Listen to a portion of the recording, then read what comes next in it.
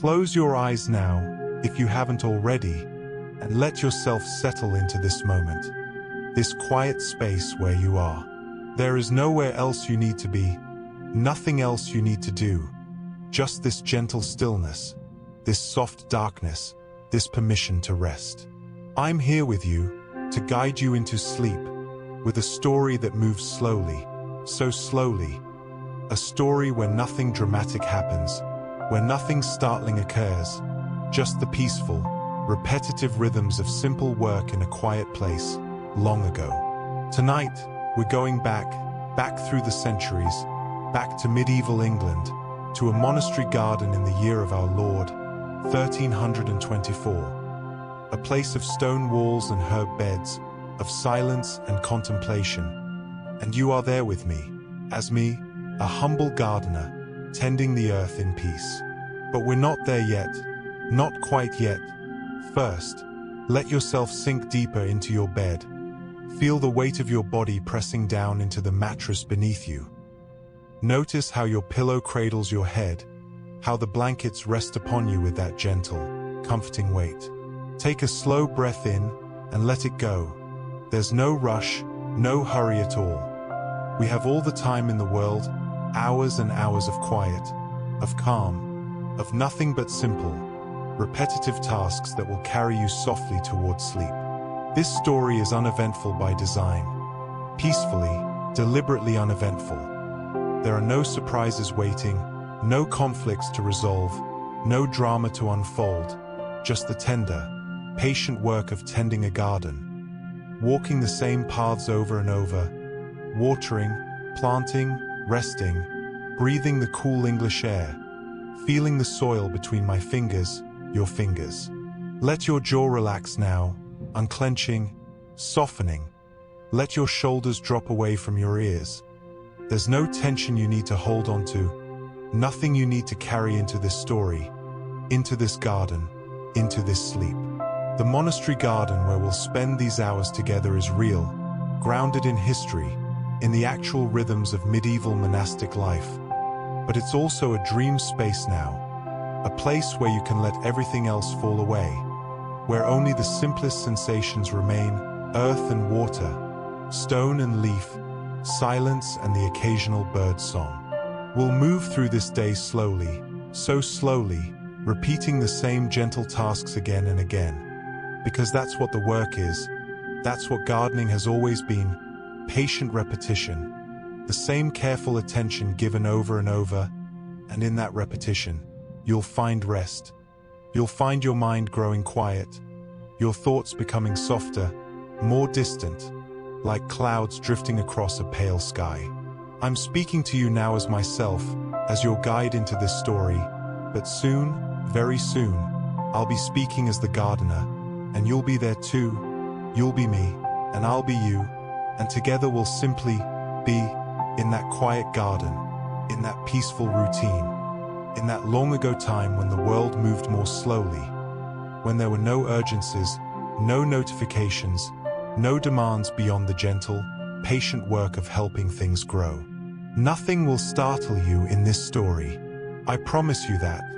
There are no sudden sounds, no unexpected visitors, no problems to solve, just earth and water, stone and leaf, silence and breath, again and again, hour after hour, until you've drifted so far into sleep that you don't even remember you were listening at all. So let yourself go now.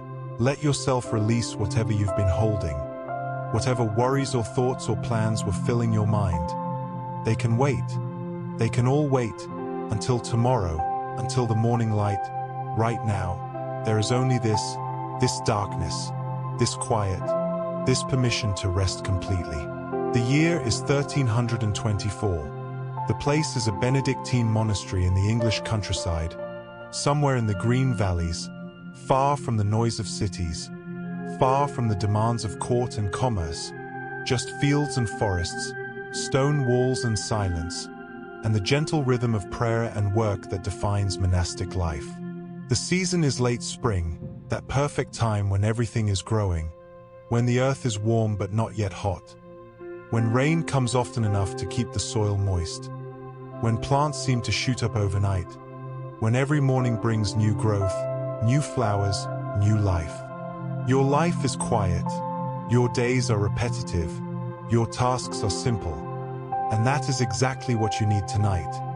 What we both need: simplicity, repetition, peace.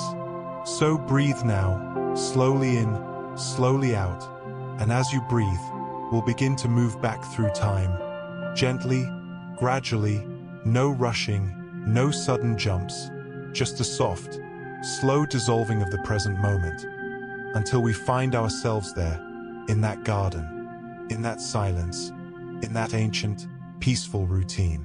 The walls are stone, grey stone quarried from the hills nearby, built by monks generations ago, thick and solid and permanent, enclosing the garden, protecting it from wind and weather, creating a microclimate where tender plants can thrive.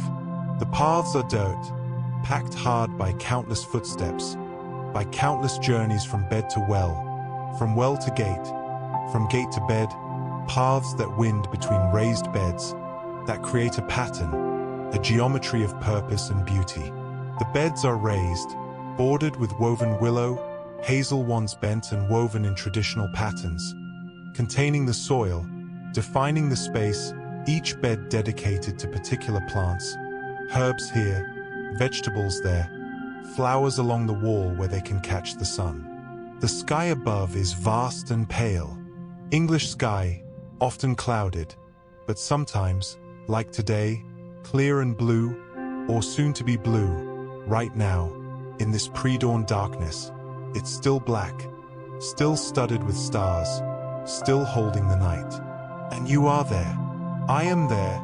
We are there together, about to begin another day of simple, gentle work that will carry you, softly, slowly, into the deepest sleep. Are you ready? There's no need to answer. Just let yourself drift. Let yourself sink. Let the story begin. Let yourself go deeper now, deeper into comfort, deeper into relaxation. There's nothing to hold on to, nothing to figure out. Just the gentle unfolding of an ordinary day, 700 years ago, in a place of profound peace. I wake before dawn, as I always do, in my small cell near the garden wall. A cell that's barely more than a shed, stone walls, a wooden door, a small window with wooden shutters, and inside, the simplest of furnishings, a narrow bed, a small table, a stool, a shelf for my few possessions. The bed is a wooden frame with rope strung across it, supporting a mattress of straw. The straw rustles when I move, makes small sounds in the darkness.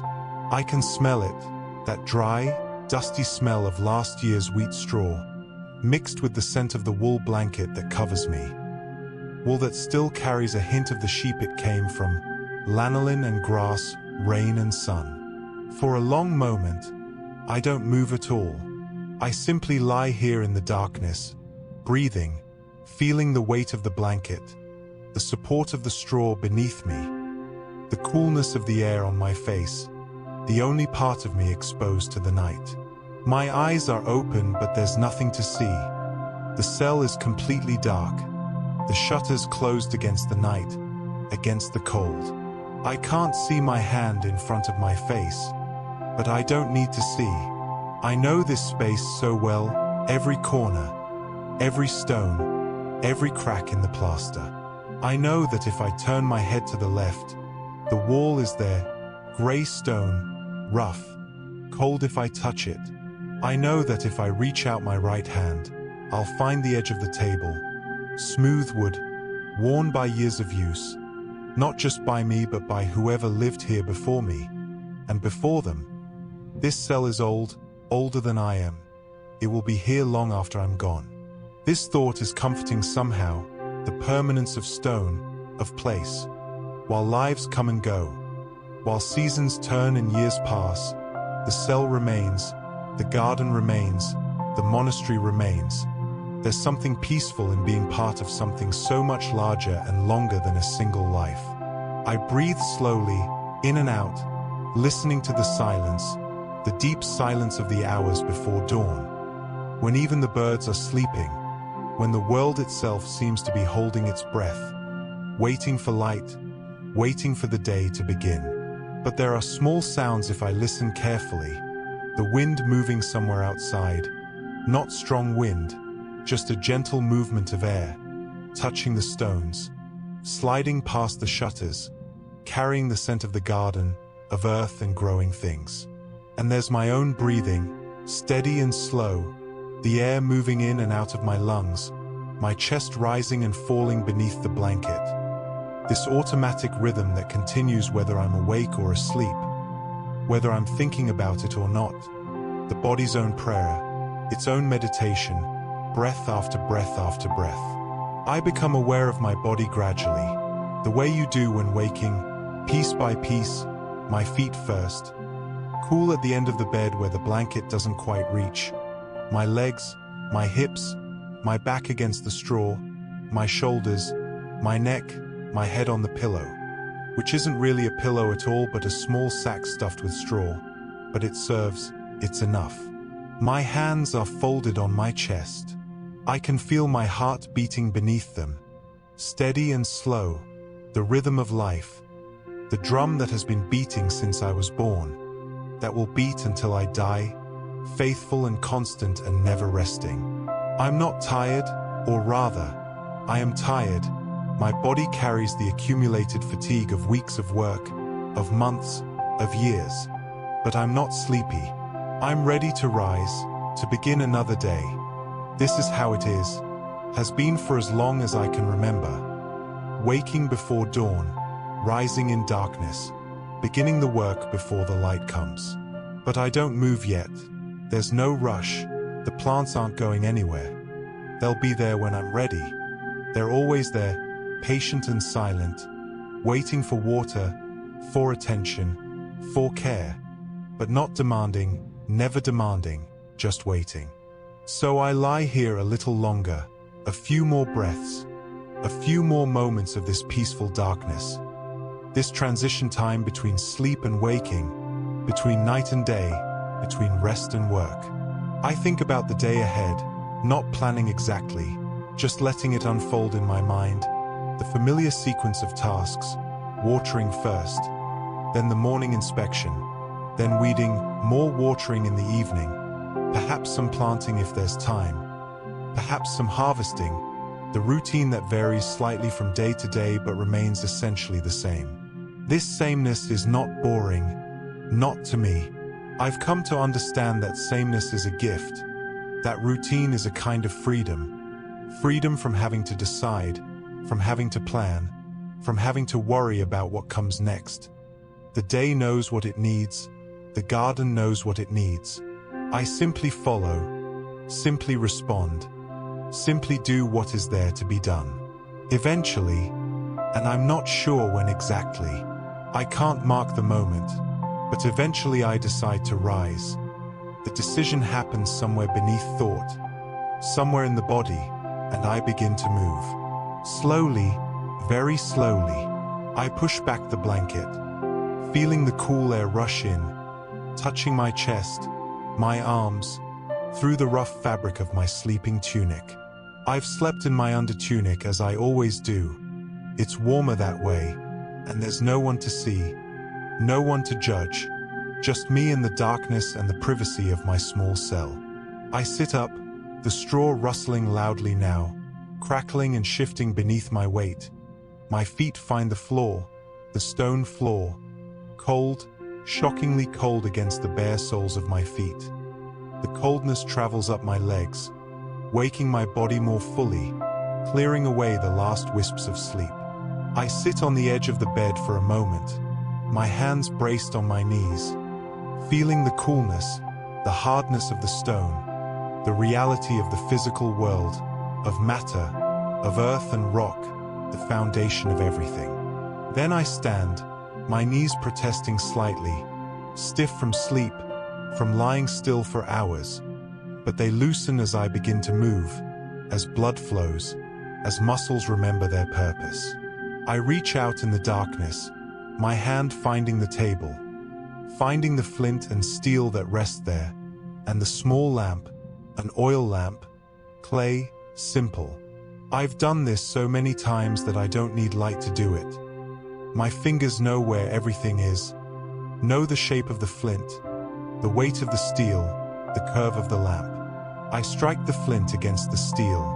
Once, twice, 3 times, sparks flying in the darkness, brief and bright and gone, not catching yet. I try again, striking at a different angle, more sparks, and this time one lands on the char cloth, glows, begins to burn.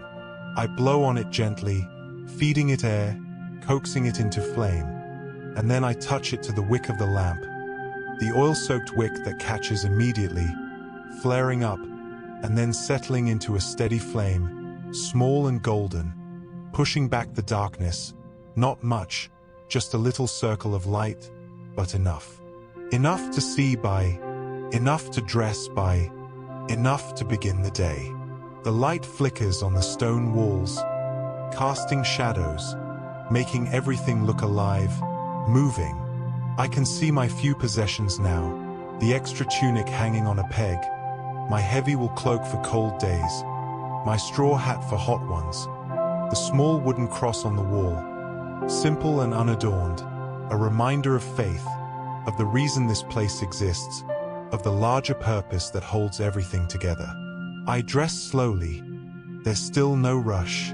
I pull my outer tunic over the inner one. This one is heavier, made of thicker wool, brown like earth, practical and plain. It has no decoration, no embroidery, no fine weaving. It's a working garment, made to last, made to get dirty and be washed and get dirty again. The tunic falls to my knees. I tie it at the waist with a simple rope belt. Then I pull on my hose, wool leggings that tie to the belt. They're patched in places, worn thin at the knees from kneeling, from hours spent on the ground, but they still serve, still keep my legs warm. My shoes are leather, soft leather, worn and comfortable. They've molded to my feet over years of wearing. I know every crease, every soft spot, every place where they rub when they're wet. I pull them on, tying the laces slowly, making sure they're snug but not tight. I'll be walking all day, standing, kneeling, the shoes need to be right. When I'm dressed, I stand for a moment, looking around the cell in the lamplight, at this small space that holds my life, or the outer shell of my life anyway. The real life happens in the garden, in the work, in the connection between hand and earth, between attention and growth. I pick up the lamp, carrying it to the door, the flame protected by my cupped hand, and I lift the latch, a simple wooden latch, and pull the door open and step out into the night. The air outside is cool, cooler than in the cell, fresh and damp with dew. I can feel it on my face immediately, the moisture, the coolness. I breathe it in, filling my lungs, tasting the garden, the earth, the growing things that surround me. I hang the lamp on a hook beside the door. I won't need it once my eyes adjust, and already I can see a little. The darkness outside isn't as complete as the darkness inside the cell. There's a quality to the sky, a very slight lessening of the black, the first hint that dawn is coming, still an hour away perhaps, maybe more, but coming inevitably, as it always does. I stand still for a long moment, letting my eyes adjust, letting the shapes of the garden emerge from the darkness, the raised beds like low walls, the paths between them, the far wall with its climbing plants, the gate that leads to the orchard, all of it familiar, all of it known, all of it waiting. The stars are still visible overhead, countless points of light, the vast canopy of heaven. I'm not educated enough to know their names, to recognize the constellations, but I know they're always there, always watching, always bearing witness to the small lives being lived below, to the work and prayer, the growing and harvesting, the endless cycle of seasons. I can hear the monastery now, faintly, the sound of the brothers stirring, preparing for Lord's, the night office. They'll be filing into the church soon, into the choir, to sing the psalms, to pray the prayers that have been prayed in this place for 200 years, that will be prayed for hundreds more. But that's not my work. My work is here, in the garden, among the plants. This is my prayer. This is my offering, the work of my hands, the attention of my days, given freely, given gladly, given in the same spirit that the brothers give their voices, their time, their lives. I begin to walk, slowly, my feet finding the path without thought. I've walked this path so many times, in darkness and in light, in all weather, in all seasons. My body knows the way, knows every stone, every dip and rise, knows where to step and where to be careful. I'm walking toward the well that stands at the center of the garden close. It's the heart of this place, the source of life. Without it, there would be no garden, no herbs, no vegetables, no flowers, just dry earth and dead plants. But with it, with the constant flow of water from deep underground, everything is possible, everything can grow. The well appears gradually as I walk, a darker shape against the darkness, stone structure, circular, about waist high, with a wooden roof to protect it from leaves and debris, and the rope hanging down. The rope attached to the wooden bucket. The same bucket I've used every day for years, smooth from handling, the rope worn soft. I reach the well and stop, resting my hands on the stone rim, feeling the coolness of the stone, the slight roughness of it. This is limestone, quarried from the same hills that gave stone for the monastery buildings, for the church, for the walls, stone that will last for centuries, that will outlive everyone now alive, that will stand as testament to the labor of those long-dead hands that cut and shaped and placed it. I lean over slightly, looking down into the well, seeing nothing, just darkness. But I know the water is down there, 15 feet below, 20 perhaps, cold and clear and constant, fed by the underground spring that never fails, that has never failed in all the years the monastery has stood here. I grasp the rope, feeling its familiar texture, and I begin to lower the bucket, hand over hand, the rope sliding through my palms. I can hear the bucket descending, the wooden side scraping slightly against the stone walls of the well, the sound echoing, bouncing back up, and then, splash, the bucket hits the water, tips, fills. I wait a moment, letting it fill completely, letting the water flow in over the sides, and then I begin to pull, hand over hand, slowly and steadily, the weight increasing as the bucket rises, full of water, heavy with it. My arms know this weight, my shoulders, my back. This is familiar work, work my body was made for.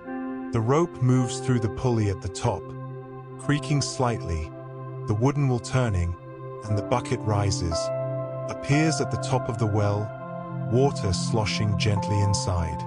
I lift it carefully, both hands, and set it on the rim of the well, secure and steady. For a moment I just look at the water, at its dark surface, reflecting nothing in this darkness. But I know what it looks like in daylight, clear and cold, sometimes with a leaf floating on the surface, sometimes perfectly still like glass. I cup my hands, dipping them into the bucket, bringing water to my mouth, drinking. The water is cold, shockingly cold, tasting of stone and earth, of depth and darkness. It flows down my throat, into my body, waking me fully now, clearing my head, preparing me for the work ahead. I drink again and again, until my thirst is satisfied, until I feel the water inside me, becoming part of me, as it will become part of the plants when I give it to them. This gift constantly circulating, falling as rain, soaking into earth, rising through roots, transpiring from leaves, returning to clouds, falling again, endless circulation, endless gift. I wipe my mouth with the back of my hand, and I pick up the bucket, carefully, both hands, feeling its weight, its fullness, and I begin to walk, slowly, very slowly, toward the first of the herb beds, toward the feverfew that grows near the wall, the feverfew that needs watering first, as it always does, because it's in the sunniest spot, because it dries out quickly, because this is the routine, the pattern, the way things are done. My feet find the path, following it without thought, the bucket held steady in my hands. I've learned not to spill, learned the exact pace, the exact rhythm that keeps the water where it should be, moving with the bucket, not against it, not fighting the weight but working with it, accepting it, bearing it. The garden is still very dark, but I can see shapes now, the raised beds, the plants inside them, the path beneath my feet. The sky is definitely lighter, definitely moving toward dawn, the stars fading slightly, the darkness becoming more gray than black. I reach the feverfew bed, setting the bucket down beside it. Kneeling, my knees finding the earth path, the coolness, the hardness. I've knelt in this exact spot countless times. The earth is slightly worn here, slightly packed, shaped by my knees over months and years. The feverfew is here.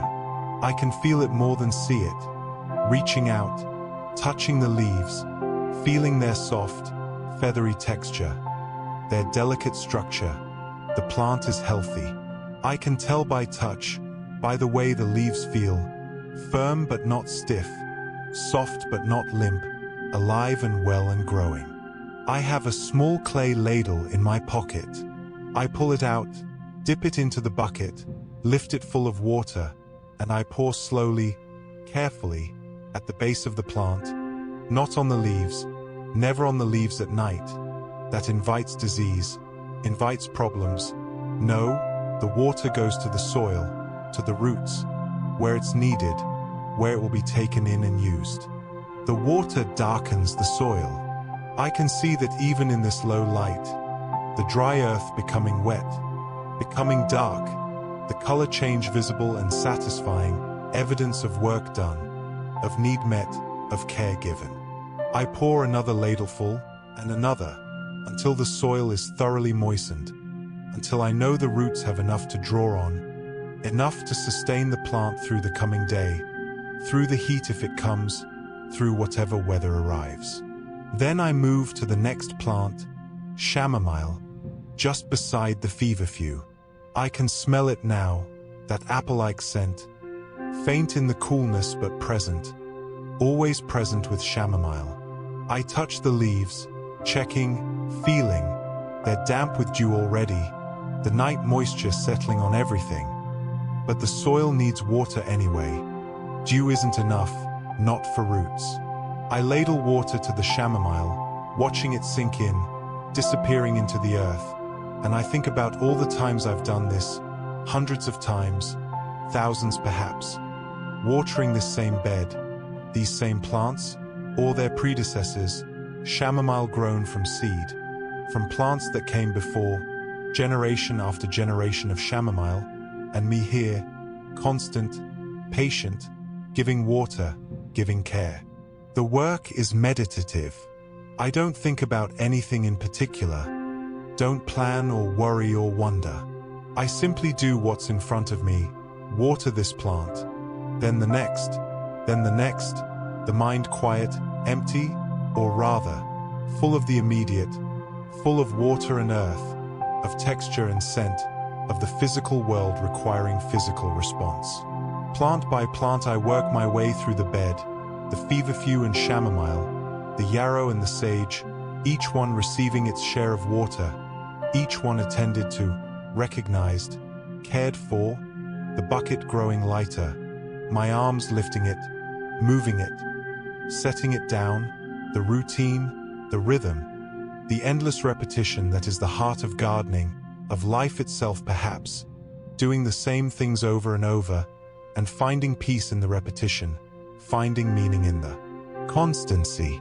The light is definitely growing now, the sky to the east showing the first hint of color. Not much, just the faintest suggestion of gray becoming pale, pale becoming luminous, dawn arriving slowly, gradually, without announcement. Just the patient turning of the earth, the inevitable exposure to sun.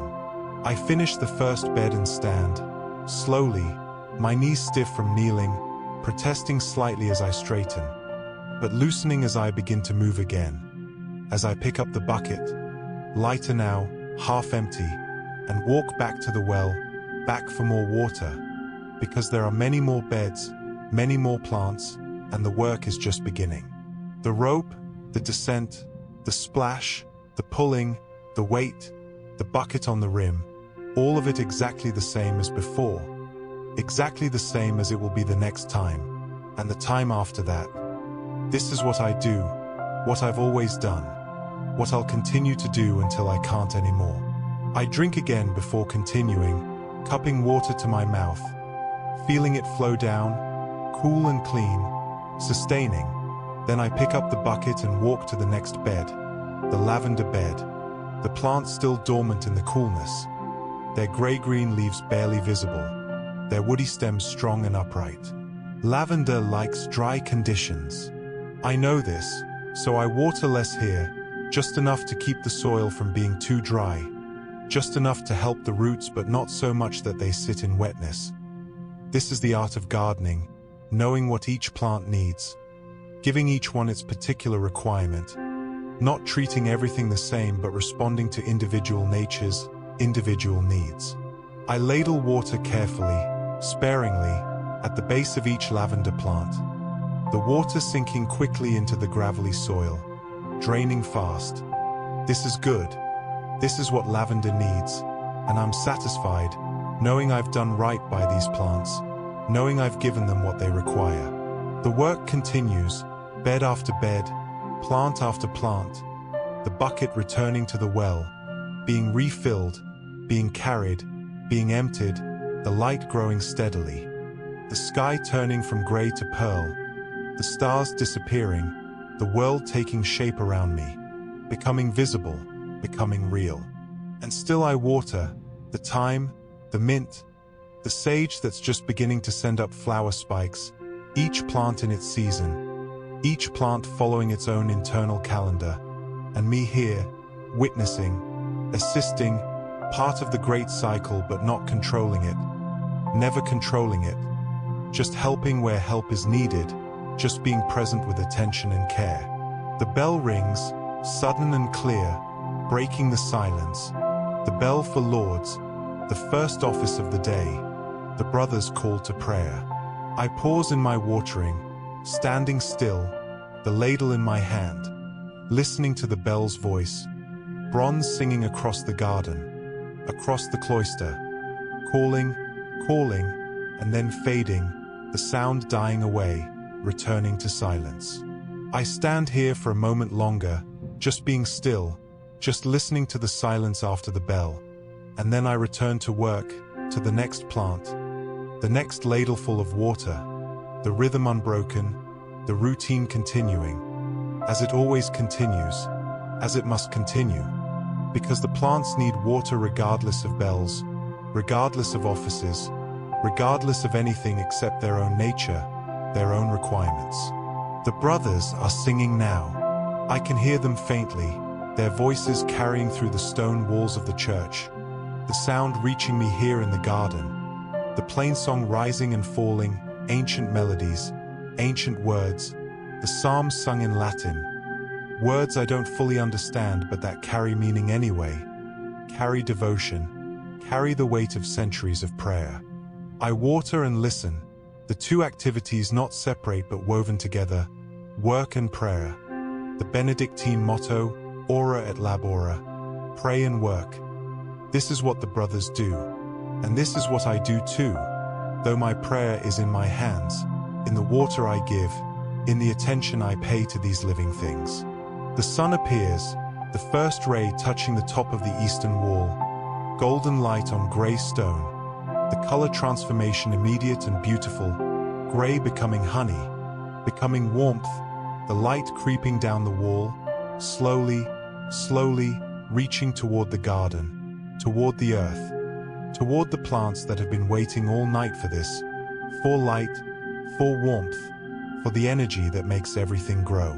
I watch the sunlight descend, still watering, but watching too, appreciating this daily miracle, this return of light, this promise of warmth and growth, the sun that has risen every day since the beginning, that will rise every day until the end, faithful and constant, the greatest gift.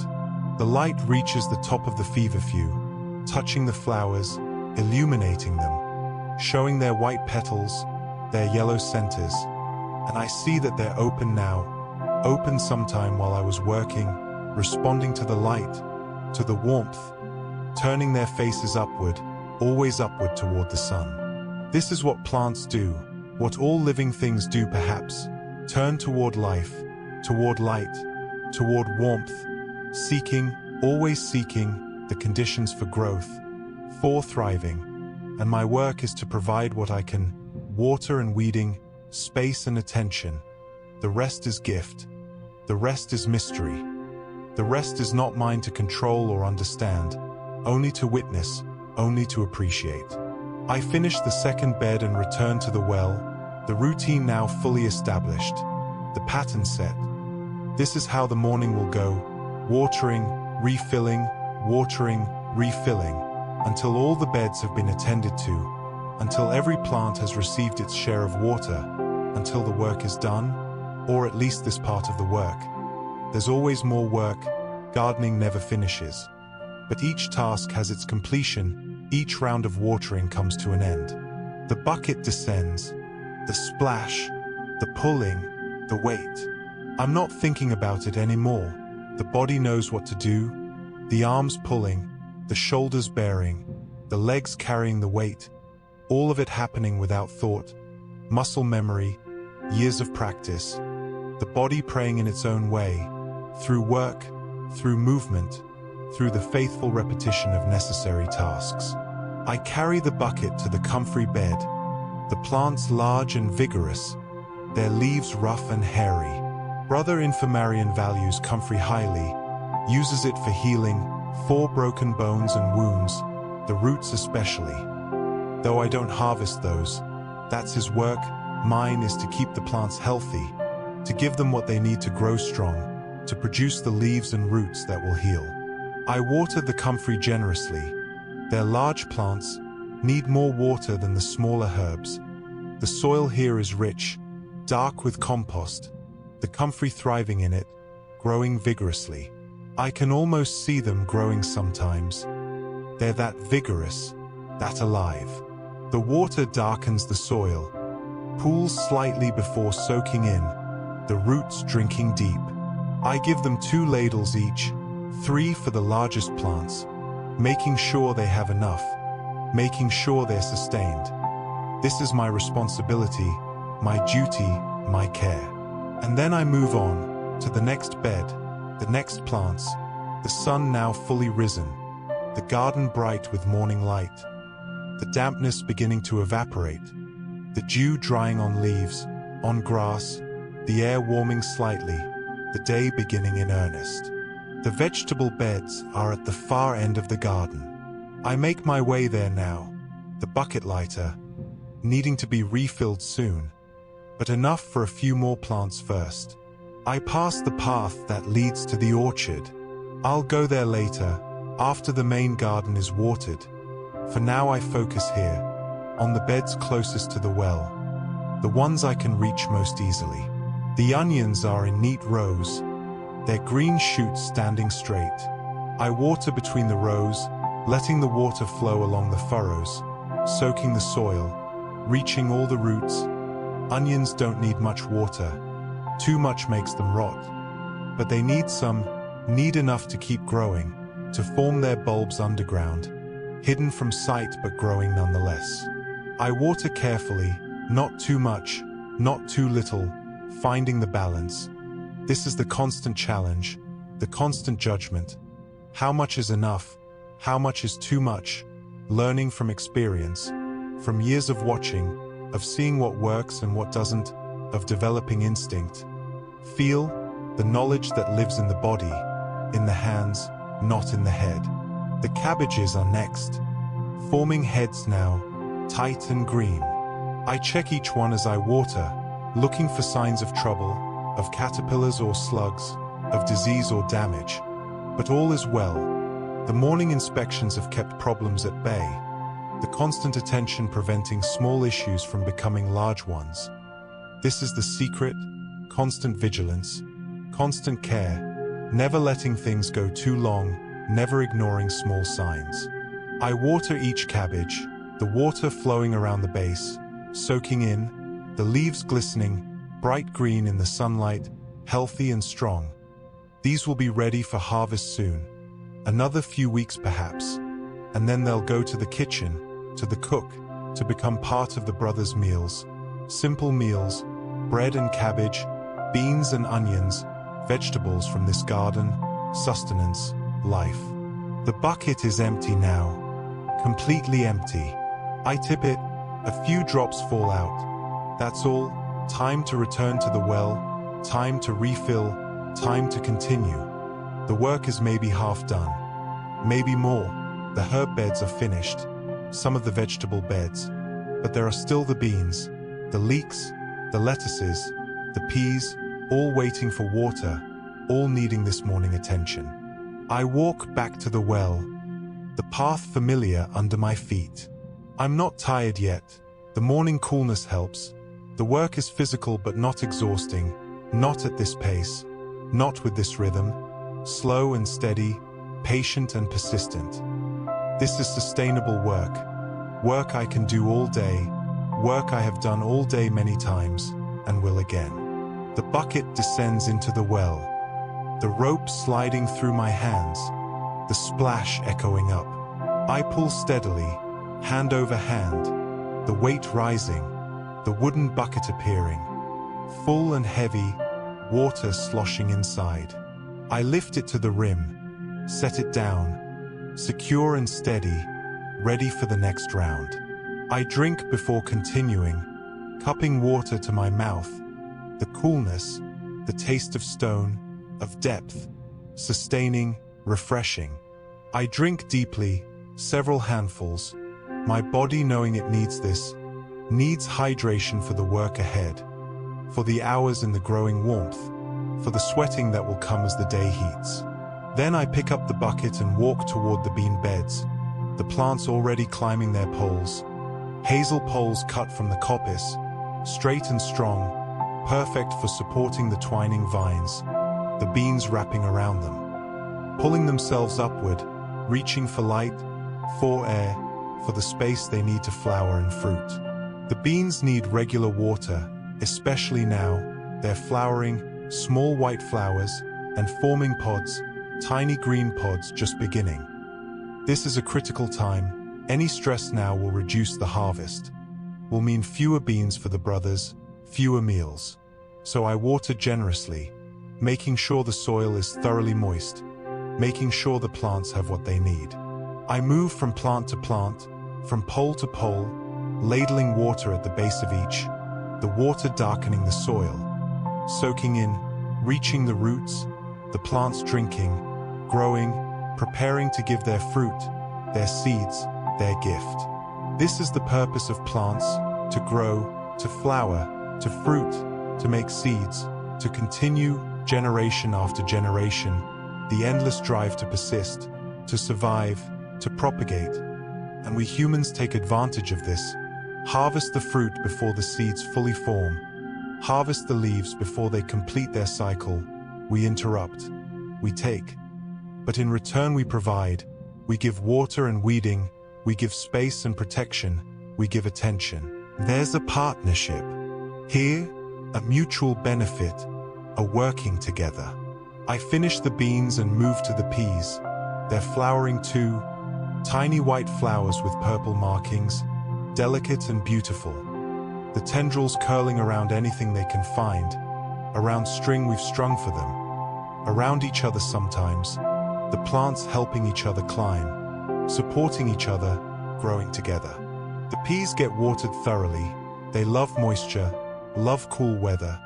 Though it's warming now, getting too warm for them. They'll finish soon, produce their pods, and then die back.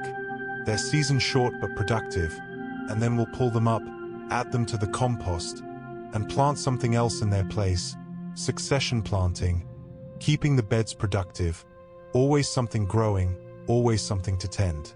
The work continues, leeks, lettuces, carrots just beginning to size, each bed receiving its share of water, each plant attended to, recognized, cared for, the sun climbing higher, the warmth increasing, the morning advancing toward midday.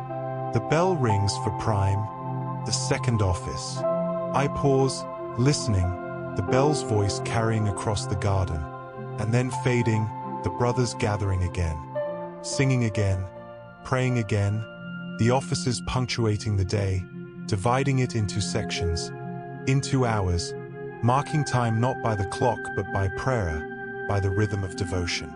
I'm not finished with watering yet. There are still the beds along the far wall, the roses, some additional herbs, but I'm close, another round or two, another trip to the well, and the morning watering will be complete, and then I can move on to the next task, to the inspection, to the weeding, to whatever else the garden needs. I return to the well, lower the bucket, pull it up, the routine so familiar now, so automatic. I don't think about it at all. The body simply does what it knows how to do, what it's done 10,000 times, what it will do 10,000 more. The roses are blooming now, pink and white and deep red, the first flush of spring bloom, the bushes covered with flowers, with buds about to open, with new growth, bright green and tender. These roses are old, some of them 50 years, some longer, planted by monks long dead, tended by gardeners long gone, and now by me, and someday by whoever comes after me, the continuity, the tradition, the passing of responsibility from one generation to the next. I water each rose bush carefully. Roses need water but not too much, need the soil to be moist but well drained. They don't like wet feet, don't like sitting in water. I give them enough, at the base, avoiding the leaves, trying not to encourage fungus or disease. Just clean water to the roots. That's all, that's what they need. The scent is strong here, especially from the deep red roses, the old-fashioned varieties, not showy but richly scented, the perfume carrying on the warming air, mixing with the scent of herbs, of earth, of the garden itself. This complex bouquet that defines this place, that makes it what it is. I pause at one rose bush, bending close to a flower, breathing in. The scent is remarkable, sweet and complex, layered. This is why roses are treasured, not just for their beauty but for this, for their perfume, for the way they please not just the eyes but the nose, the way they appeal to multiple senses. Then I move on, to the next bush, and the next, watering, tending, caring, my hands knowing what to do, my body moving through the familiar motions, the work absorbing me completely. There's no separation between me and the task, between the worker and the work. We're one thing, gardener and garden, hand and earth, water and plant, all of it flowing together, all of it connected, all of it whole. The last bed, the last plants, more herbs here, some that I haven't watered yet, some that need special attention. I give each one its proper measure, its proper care, and then the bucket is empty again, and the morning watering is complete. Every bed has been attended to, every plant has received water. The work is done, this part anyway, this phase of the daily routine. I carry the empty bucket back to the well, hang it on its hook, and I stand here for a moment, just standing, feeling the sun on my face, on my arms, the warmth increasing now, the day well underway, the shadows shorter, the light brighter, harsher somehow than the soft morning light. This is full day, full sun, the working hours. My arms ache slightly, not badly, just the good ache of work, of muscles used, of effort expended, my back too, and my knees from all the kneeling. But these aches are familiar, comfortable even, the body's way of saying it's been useful. It's served its purpose. It's done what it was made to do. I'm thirsty again. The work has made me sweat slightly, the sun warm on my head. I cup water from the bucket on the well, drinking deeply, several handfuls, the coolness flowing down my throat, into my body, replacing what I've lost, restoring balance, hydrating cells and blood. Water is life. This simple truth evident in my own thirst, in the thirst of the plants, in the constant need for this essential element. The morning watering is done, but the work continues. Now comes the inspection, the slow walk through the garden, looking carefully at each bed, at each plant, checking for problems, for signs of disease or pests, for weeds that need pulling, for any issue that needs addressing. This is daily work, constant vigilance, the price of maintaining a healthy garden. I begin at the feverfew bed, the first bed I watered, starting where I started before, completing the circle. I kneel beside it, looking closely, seeing what I might have missed in the pre-dawn darkness. In the focus on watering, now I look differently, with different eyes, assessing, evaluating, checking. The feverfew looks healthy, the leaves are good, the flowers opening fully now in the sunlight. No signs of disease, no yellowing, no spotting, no visible insects. Good. I run my hands over the leaves, feeling their texture, checking underneath where pests often hide, but finding nothing. All is well here. I check the soil, pressing my finger into it, feeling the moisture, the texture. It's good, moist but not waterlogged, the right consistency, the right feel. This is knowledge that lives in the fingers, in the sense of touch, not something you can measure or describe easily. You just know, after years of touching soil, of feeling it in different conditions. You develop a sense, an instinct, and you trust it. There's a small weed growing at the edge of the bed, just one, tiny, a seedling. I pull it gently, the root coming free easily, the soil still loose from recent cultivation. I place it in my pocket for now. No need to walk all the way to the compost heap for one weed. I'll collect them as I go, and empty my pockets later. I move to the chamomile, kneeling again, my knees finding the earth, settling into it. I look closely. The plants are healthy, thriving, the flowers opening. They smell even stronger now in the warmth. That apple honey scent, beautiful. The leaves are fine, feathery and green. No problems here either, just healthy growth, just plants doing what they do. Another small weed, chickweed this time. I pull it, add it to my pocket, and move on, to the yarrow, to the comfrey, bed by bed, plant by plant, the inspection slow and thorough, taking my time, not rushing, never rushing, because missing something now means dealing with a bigger problem later. Better to catch issues early, better to stay ahead of problems than to solve them after they've grown. This is wisdom learned over years, learned through mistakes, through times when I didn't pay enough attention, through crops lost to pests I didn't see until too late, through diseases that spread because I didn't catch them early. Hard lessons, but valuable ones, the kind of lessons that change how you work, that make you more careful, more attentive, more patient. The sun is quite warm now. I can feel it on my back, on my neck, the heat building. This will be a warm day, perhaps even hot, good for some plants, stressful for others. The cool weather crops, the lettuces and peas, they'll struggle as it gets hotter. Will need extra water perhaps, extra attention. I make a mental note, something to watch, something to respond to as needed. I reach the sage bed, one of my favorites. Sage is such a good plant.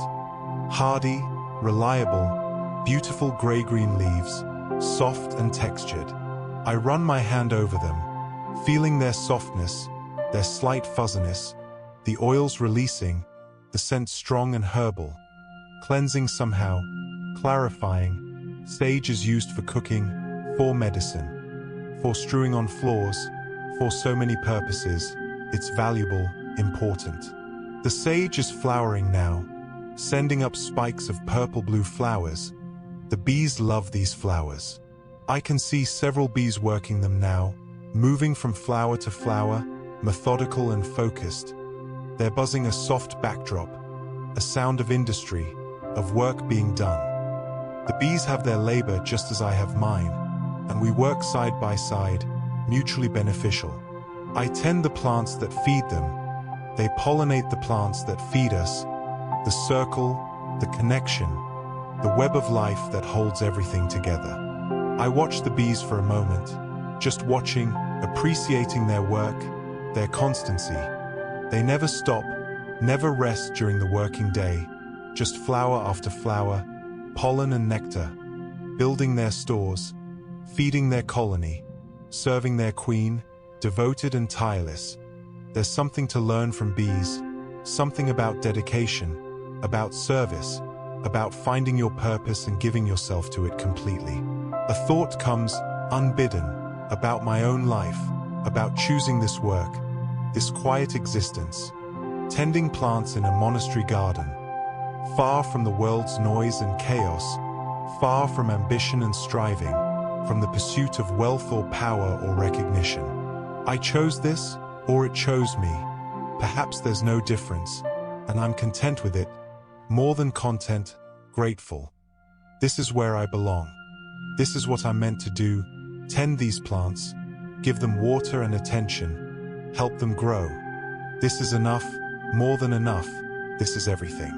The thought passes, as thoughts do, and I return to the inspection, checking the next plant, the next bed, my hands moving over leaves, my eyes scanning for problems, my fingers testing soil, the work absorbing me again, pulling me back into the physical, into the immediate, into the here and now of plant and earth and sun. I find more weeds as I go, groundsel, spurge, a few thistles just starting.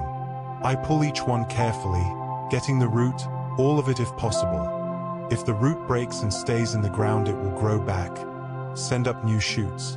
So I take my time, work the soil loose around each weed, coax it out completely, root and all. This is patience. This is thoroughness. This is the work done right.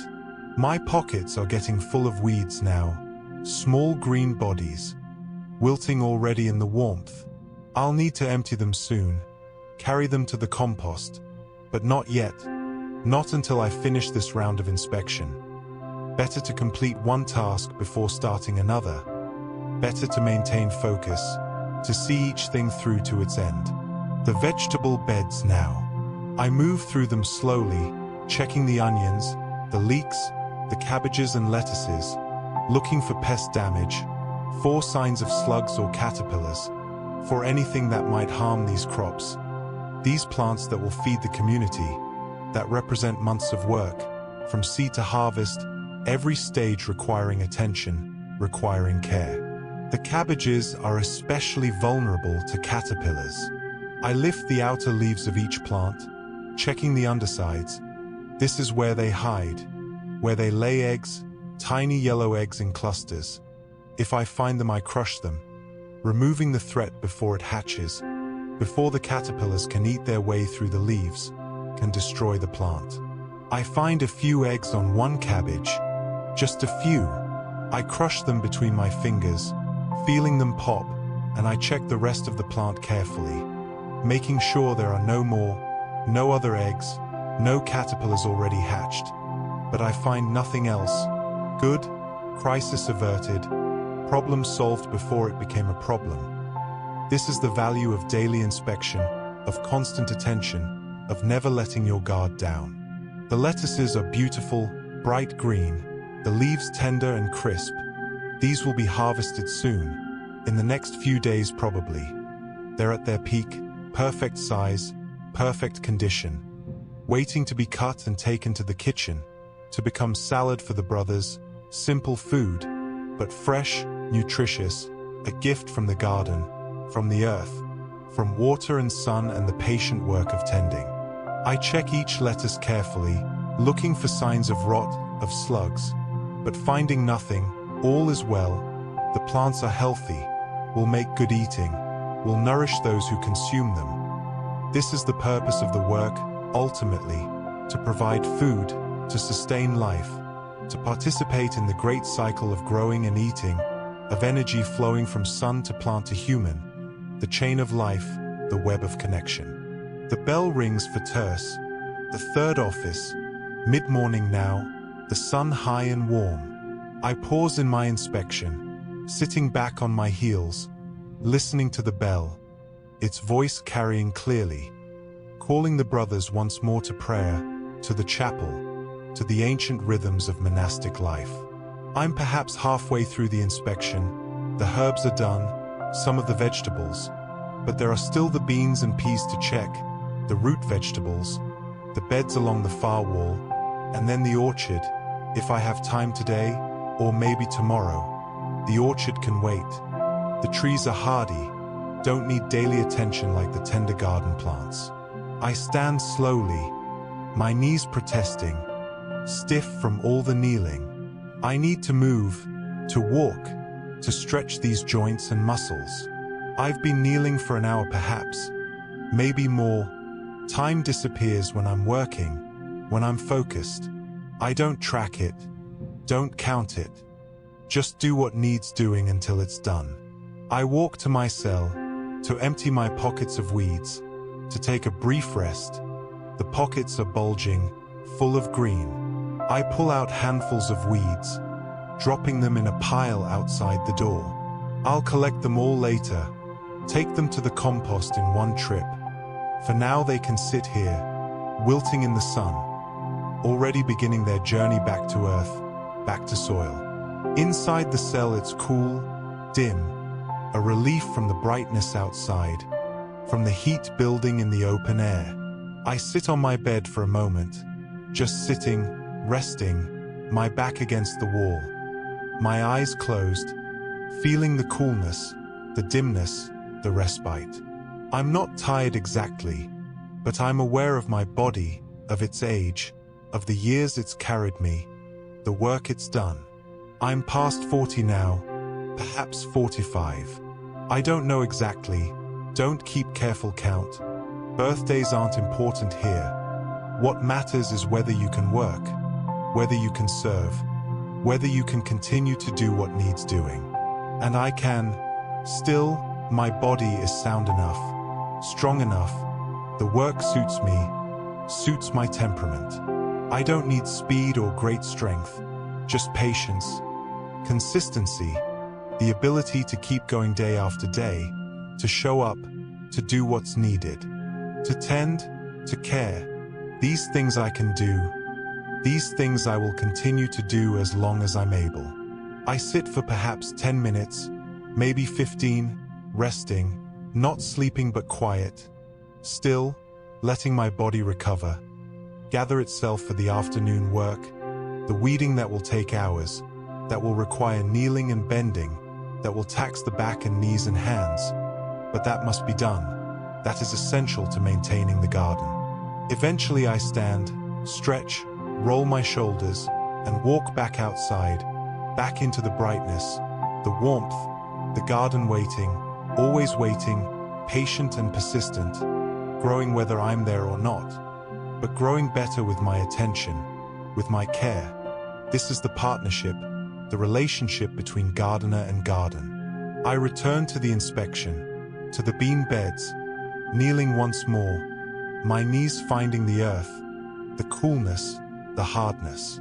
I check each bean plant, looking at the leaves, the flowers, the small pods forming, checking for signs of stress, of disease, of pest damage. The beans look good, healthy and strong, the leaves green and full, no yellowing, no spots, no visible insects. The flowers are numerous, meaning lots of pods, a good harvest. The brothers will eat well from these beans. Dried beans in winter, Fresh beans now, protein, sustenance, life. I find a few weeds growing at the base of the poles, small ones, just starting. I pull them now before they get established, before their roots go deep, before they become harder to remove. Prevention. This is the key. Don't let weeds get ahead of you. Stay on top of them. A little work every day is better than a lot of work occasionally. This is wisdom, hard-earned wisdom. The peas are next. I check each plant, each vine. They're nearly finished. The pods are forming, but the plants are starting to look tired, to yellow slightly. Their season ending. This is natural. Expected. Peas don't last long, don't tolerate heat. They give their fruit and then decline, and we accept this, harvest what they give, and then clear them away, make room for what comes next. I make a mental note to harvest the peas soon, in the next few days, before they get overripe, before the pods toughen and the peas inside turn starchy. Timing is important, harvesting at the right moment, not too early, not too late. This requires attention, observation, checking daily, watching for the signs that say now, harvest now. The inspection continues, bed by bed, plant by plant, slow and thorough, taking all the time needed, not rushing, finding small issues and addressing them, pulling weeds, crushing eggs, noticing what each plant needs, building a mental map of the garden, of its current state, of what needs to be done today, tomorrow, next week.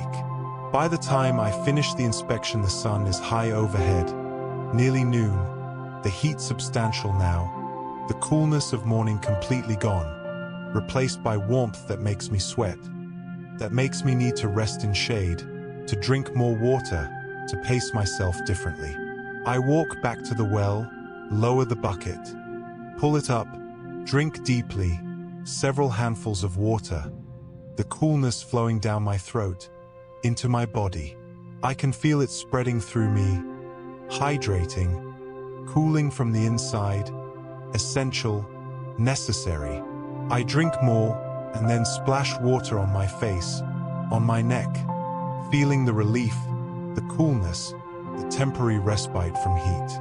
The bell rings for sext, the 6th hour, noon, the sun at its height. This is traditionally a rest time, a time to escape the midday heat, to eat, to rest, to gather strength for the afternoon work. The brothers will be in the refectory now, eating their main meal, bread and pottage, perhaps fish if it's a feast day, simple food but adequate, sustaining. I should eat too. I realize I'm hungry, that the morning's work has depleted me. I need food, need energy for the afternoon. I walk to my cell, to the bread and cheese waiting there, to the small beer, my simple meal. I sit on my bed, the straw rustling, and I eat slowly, chewing carefully. The bread is dense and chewy, dark bread, peasant bread, made from wheat and rye mixed, nothing refined, nothing fancy, but good, nutritious, filling. The cheese is hard, sharp, made from sheep's milk probably. It goes well with the bread. The beer washes it down. Slightly sour but refreshing, slightly yeasty, alive with the organisms that transformed grain into drink. I eat perhaps half the bread, half the cheese, saving the rest for later, for evening, rationing, making it last. Food is precious, even in a monastery where there's enough, where no one goes hungry. Still you don't waste, don't take more than you need. This is respect. This is gratitude. This is recognition that food is gift, not right or guarantee. After eating I lie down, just for a little while, just to rest before the afternoon work. I don't mean to sleep, just to close my eyes, to let my body be still, to recover from the morning. But the warmth, the fullness in my belly, the tiredness in my muscles, all of it pulls me down into a light sleep, a brief doze, not deep but restful. I wake perhaps half an hour later, maybe an hour. I'm not sure, time has slipped away. The The sun has moved across the sky. The shadows have shifted. I sit up, blinking, feeling the straw beneath me. The dimness of the cell, the warmth even here, in the shade, in the coolness. It's a warm day, a real summer day. Though it's still spring, the seasons bleeding into each other, the warmth coming early this year. I stand, stretch, roll my shoulders and neck, and I walk back outside, back to the garden, to the afternoon work, the weeding that awaits, the endless task of keeping the beds clear, of giving the wanted plants space to grow, of removing competition, of maintaining order. This is the work. This is what I do. This is what I'll spend the afternoon doing, hours of it. Maybe all afternoon, until the light begins to fade and it's time for evening watering. I begin with the feverfew bed, the same bed I started with this morning, completing circles, always circles, the feverfew and chamomile, kneeling beside them, beginning to weed, pulling the small invaders that have appeared, that always appear, that will always appear no matter how many times I weed. This is the nature of weeding. It's never finished, never complete. There will always be more weeds tomorrow, and the day after, and the day after that, forever. But this isn't depressing. It's freeing somehow. Knowing the work never ends means I don't have to worry about finishing, about completing. I just do today's work, pull today's weeds, and tomorrow I'll pull tomorrow's weeds. And that's enough. That's all that's required. Presence, attention, the willingness to continue, to show up, to do what's needed each day. I settle into the work, my hands in the soil, my fingers finding weeds, distinguishing by feel and by sight between wanted plants and unwanted ones. Pulling gently, carefully, getting the roots, all of them if possible. Some weeds come easily, some resist, some break, leaving roots behind that will regrow. But I do my best, take my time, work carefully and patiently. The feverfew is easy to weed around. The plants are well established, strong, not easily disturbed. I can pull weeds close to them without worry, without fear of damaging them. This confidence comes from experience, from knowing these plants, from years of working with them, of understanding their nature, their strength, their resilience. Each weed goes into a growing pile beside me. I'm not putting them in my pockets now. There will be too many. Instead, I'll pile them here, and then carry them to the compost when the pile is large enough. This is more efficient, less interruption. I can work for longer stretches without stopping, without breaking the rhythm. The rhythm is important. Reach, pull, toss, reach, pull, toss. The hands moving automatically, the mind quiet, or not exactly quiet but not busy either, not thinking about anything in particular, just aware, present, noticing the texture of soil, the scent of earth and plant, the warmth of sun on my back, the slight breeze that occasionally stirs, bringing cooler air, relief from the heat. I finish the feverfew and move to the chamomile, more weeding, more reaching and pulling, the pile growing, the bed becoming clear, neat, tidy, the wanted plants freed from competition. Given space and light and air, able to grow as they should. This is satisfying work. You can see the results immediately, the difference between weeded and unweeded, between tended and untended. It's visible, tangible, real. Time passes. I'm not tracking it, just working, bed after bed, herb after herb, the afternoon stretching out, the sun moving slowly across the sky, the shadows lengthening, the heat remaining, perhaps even increasing. This is the warmest part of the day, the hours after noon but before evening, when the accumulated heat is at its peak, when everything feels heavy, drowsy, slow. But I continue, steady and patient, not fast but not slow either, just consistent, just continuous, the hands moving, the weeds accumulating, the beds becoming clear. This is meditation. This is prayer, wordless and physical, the body praying through work, through service, through the patient repetition of necessary tasks. The sage bed, the thyme, the mint that always tries to spread, to take over. I pull back the runners, the underground stems that travel beneath the soil, sending up new plants wherever they go. Mint is aggressive, invasive, but valuable too. So I don't try to eliminate it, just to contain it, to keep it in its designated space, to prevent it from overwhelming everything else. This is balance. This is the gardener's work, maintaining balance, allowing each plant its place but not more than its place, keeping competition in check, creating conditions where diversity can thrive, where many different plants can grow together, each one taking what it needs without stealing from the others. This requires constant attention, constant adjustment, constant small interventions. I weed and think about balance, about how this applies to life, to human communities, to the monastery itself. Balance between prayer and work, between silence and song, between solitude and community, between fasting and feasting. The rule of Saint Benedict is all about balance, about moderation, about avoiding extremes in either direction. And maybe the garden teaches the same lesson. Maybe all of nature teaches it. The importance of balance, of moderation, of each thing having its proper place and measure. These thoughts come and go, arising unbidden, passing away just as easily. I don't hold on to them, don't develop them into philosophy or doctrine. Just notice them, appreciate them, and let them go, returning attention to the work, to the weed in my hand, to the soil beneath my knees, to the physical reality of this moment, this task, this plant. The lavender bed needs weeding too, though not as much as the other beds. Weeds don't thrive as well here. The soil is gravelly, well drained, drier than the other beds, and the lavender itself seems to suppress weeds somehow. The oils perhaps, or the way it grows, dense and woody, shading the soil, creating conditions weeds don't prefer. But there are always some. I pull them carefully.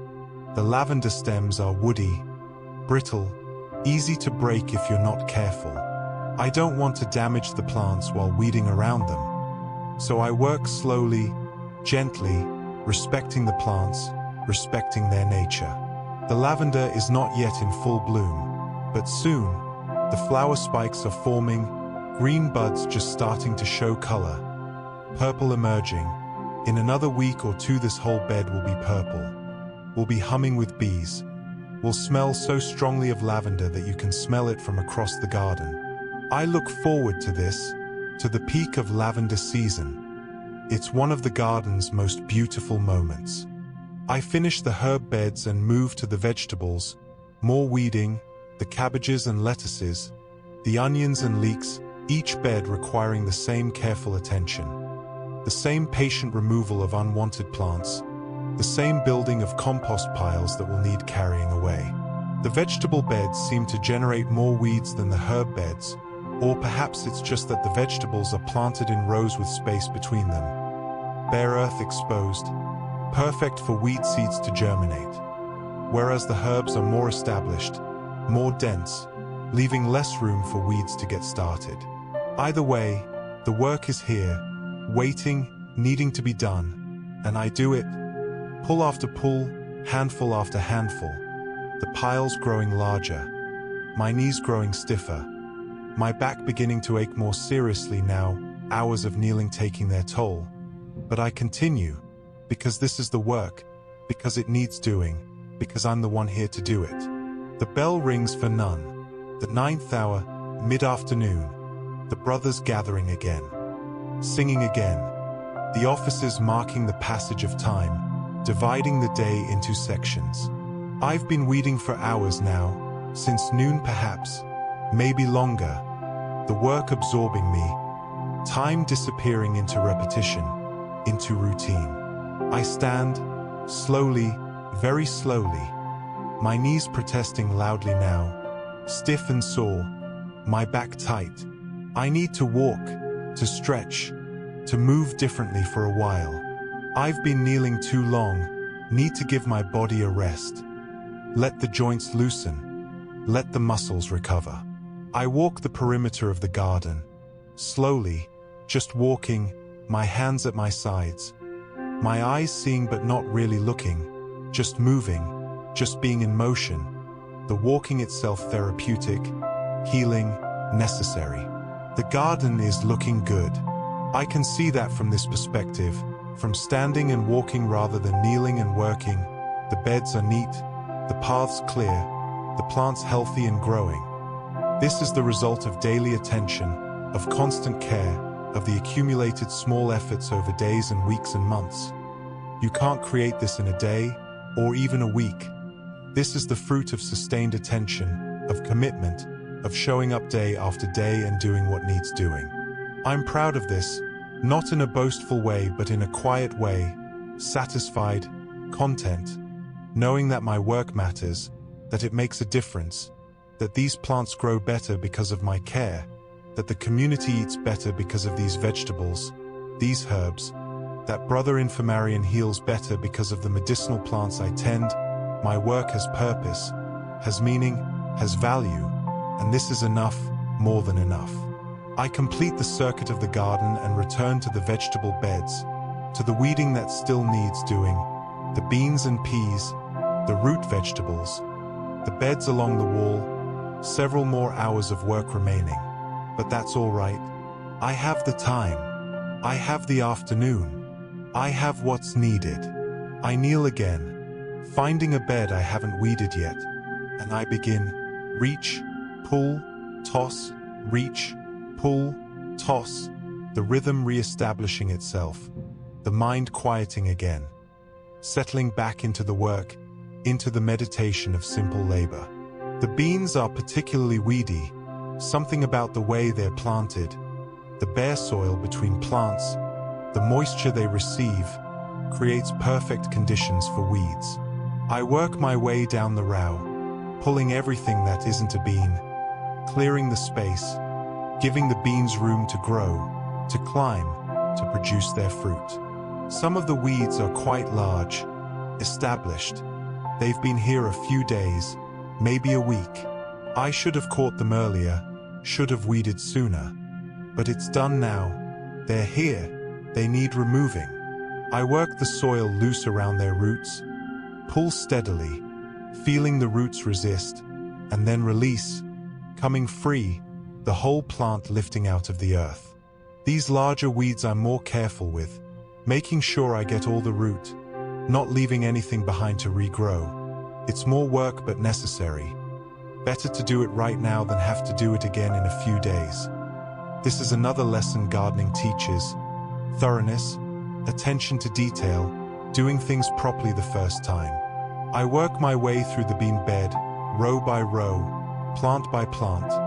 The pile of weeds growing substantial now, a large mound of green, wilting rapidly in the heat, already dying, their brief lives ended, return to the cycle. They'll become compost, become soil, become nutrients for future plants. Nothing is wasted, everything returns, everything continues. The peas next, less weeding needed here. The peas are nearly finished anyway. Soon I'll pull them up, the whole plants, add them to the compost, clear the bed for the next planting, succession, rotation, keeping the beds productive. This is the rhythm of vegetable gardening. Planting, tending, harvesting, clearing, planting again, the wheel always turning.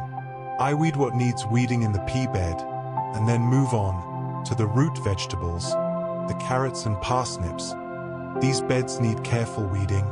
The young vegetables are small, easy to disturb. I have to be sure I'm pulling weeds and not crops. Sometimes they look similar. Sometimes it's hard to tell. I go slowly, checking each plant before pulling, making sure. Better to leave a weed than pull a carrot by mistake. The work continues, slow and steady, the afternoon wearing on, the sun beginning its descent. Not yet low but definitely past its peak, moving toward evening, toward the cooler hours, the shadows lengthening, stretching across the garden. bringing patches of shade that I move into when I can, seeking relief from the heat that's been building all day. My pile of weeds is enormous now, several piles actually, scattered around the garden wherever I've been working. I'll need to gather them all, carry them to the compost. This will take several trips, but not yet. First finish the weeding, then deal with cleanup, one task at a time, one focus at a time. This prevents overwhelm, prevents the feeling of too much. Just do what's in front of you. Then do the next thing, then the next. Simple, direct, achievable. I'm tired now, truly tired. The accumulated work of the day, the hours of kneeling, the heat, all of it adding up, weighing on me, my body asking for rest, for water, for relief. But there's still work to do, still beds to weed, still tasks awaiting attention. So I continue, pushing through the tiredness, finding the energy somewhere, in the discipline, in the commitment, in the knowledge that this must be done, that I'm the one to do it, that tomorrow there will be more work. So today's work must be finished today. The beds along the wall, the last ones, the roses and the additional herbs planted here.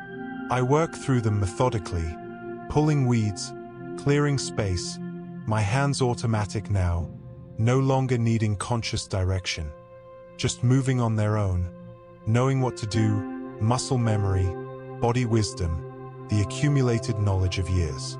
And finally, the last bed is weeded, the last weed pulled and added to the pile. The work complete, every bed clear, every plant freed from competition. The garden tidy and tended, this day's weeding done. I stand, very slowly, my knees screaming in protest, stiff beyond stiff, locked almost. I have to stand in stages, first to a crouch, then slowly straightening, bit by bit, letting the joints adjust, letting the muscles stretch. It's painful, but in a way that's familiar, expected, the price of the work, gladly paid. I stretch, reaching my arms overhead, feeling my back crack in several places, the vertebrae adjusting, relieving pressure. I roll my shoulders, rotate my neck, feeling the stiffness, the soreness, but also the satisfaction. The work is done, well done, completely done. This is a good feeling, an earned feeling, the reward for labor honestly given. Now the cleanup, gathering the piles of weeds. I'll need a basket or several trips with armfuls. I decide on trips, leaving my arms free, able to carry more. I gather the first pile, scooping it up, holding it against my chest, and I walk to the small gate in the wall, the gate that leads to the compost area. The gate opens with its familiar creak. I step through into the space beyond. The compost heap is here, large and steaming, decomposing plant matter generating heat. I tip my armful onto the heap, the weeds tumbling down, joining the mass of organic material, beginning their transformation back to soil. I return for another load and another, back and forth, gathering piles, carrying them to the compost, emptying my arms and returning for more. Simple work, physical work, but easier than weeding, just carrying, walking, no thinking required, no careful attention, just labor, just movement. It takes many trips. The piles were large, scattered across the garden, but gradually they disappear, transferred to the compost heap, the garden clear again, clean, all evidence of the work removed, just the neat beds remaining, the tended plants, the orderly paths. The last armful delivered.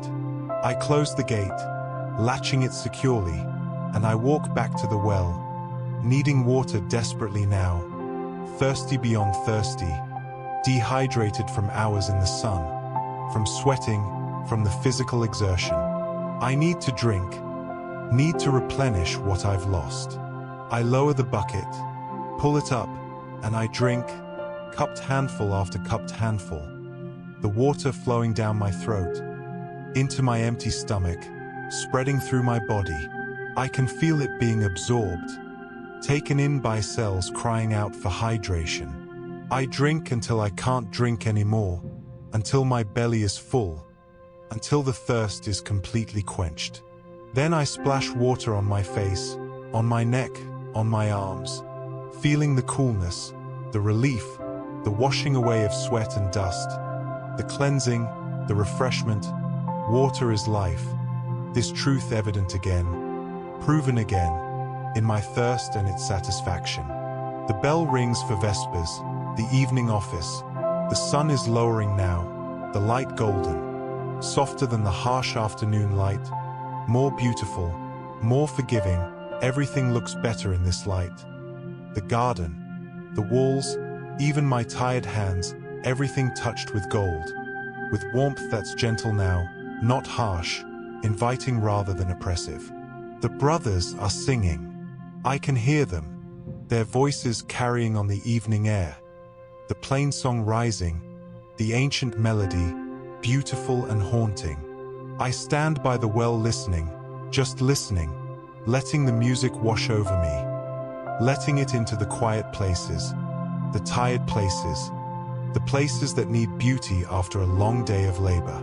This is one of my favorite times, evening, Vespers, the light fading, the work mostly done, just the evening watering remaining. This last service to the garden before darkness falls, before rest comes, before the day releases into night. I pick up the bucket, time for the final watering, the evening round. I'll water everything again, less thoroughly than morning perhaps, but enough to sustain the plants through the night, to give them what they need until dawn comes and I return to water them again. The routine is the same: lower the bucket, pull it up, carry water to the beds, ladle it to the plants. But my movements are slower now, tiredness making everything more deliberate, more careful. I'm not struggling, not in pain, just tired, deeply tired, the good tiredness of a full day's work.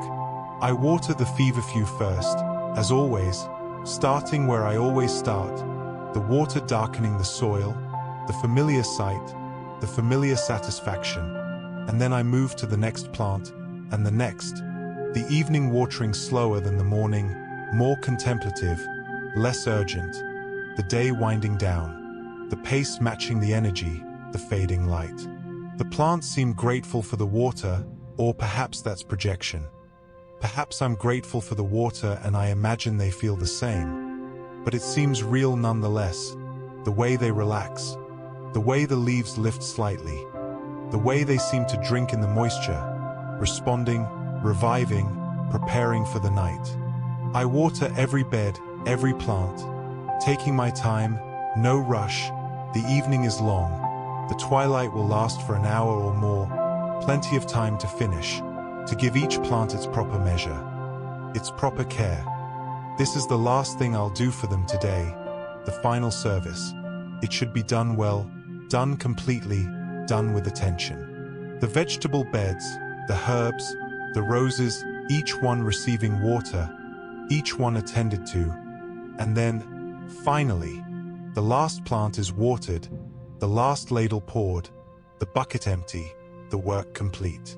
I return the bucket to the well, hanging it on its hook, and I stand here for a moment, just standing, looking at the garden in the fading light, at the work of my hands, of my days.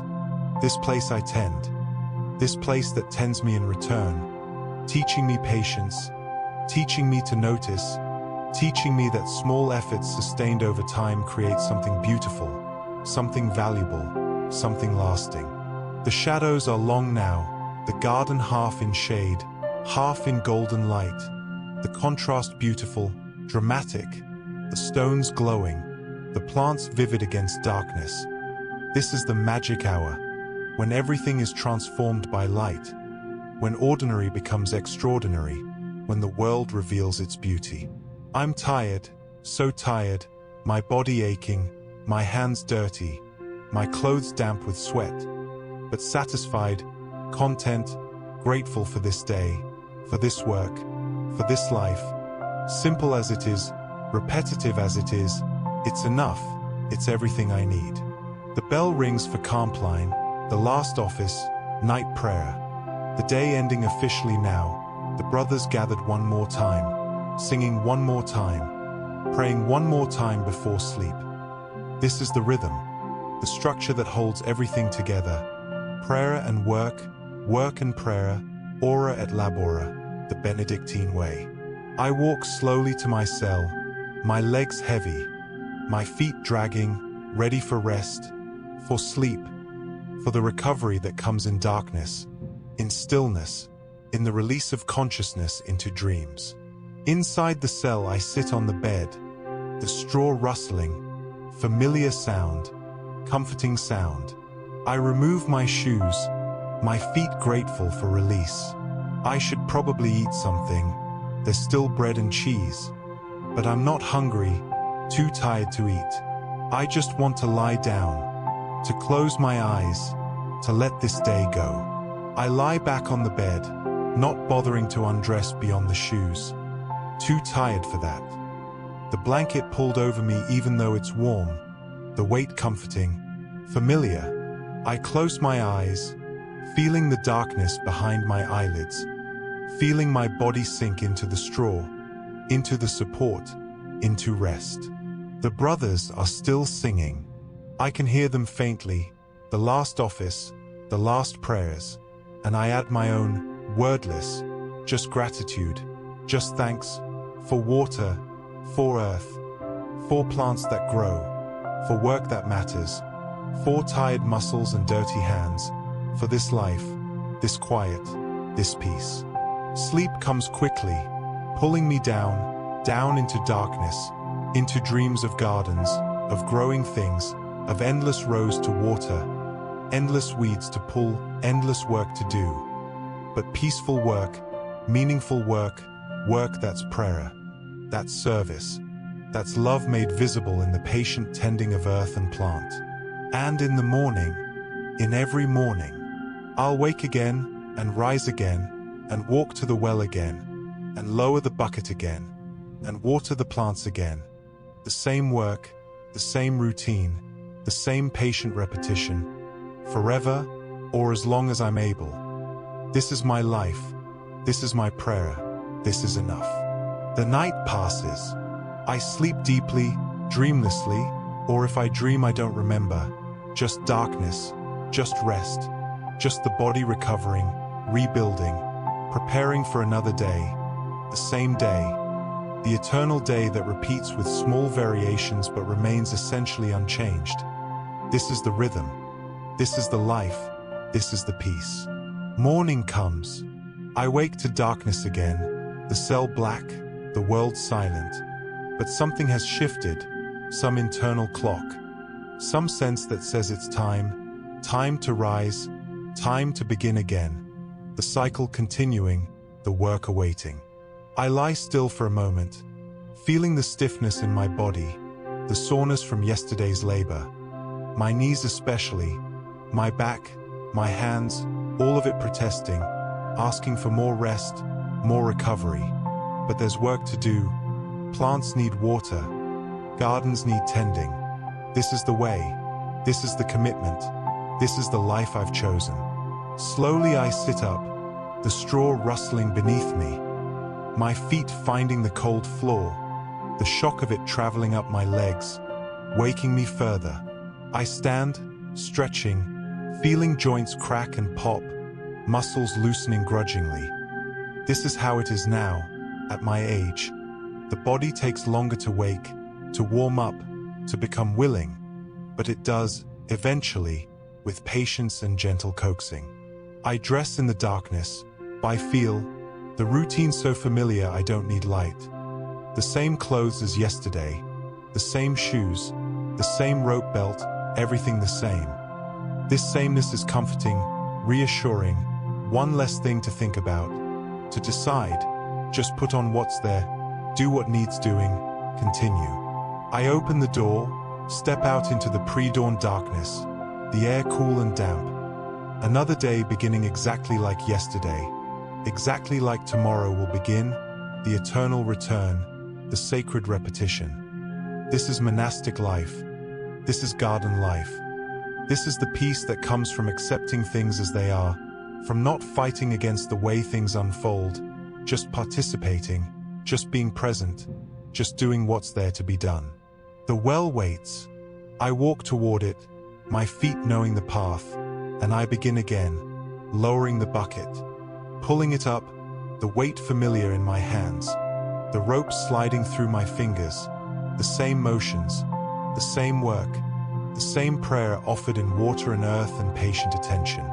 I drink first, cupped handfuls, cold water, waking my body from within, and then I begin to water, the feverfew first, always the feverfew, and then the chamomile, and then the yarrow, plant by plant, bed by bed, the routine unwinding exactly as it always does, exactly as it always will, until the day comes when I can't do this anymore, when someone else takes over, when the garden continues without me.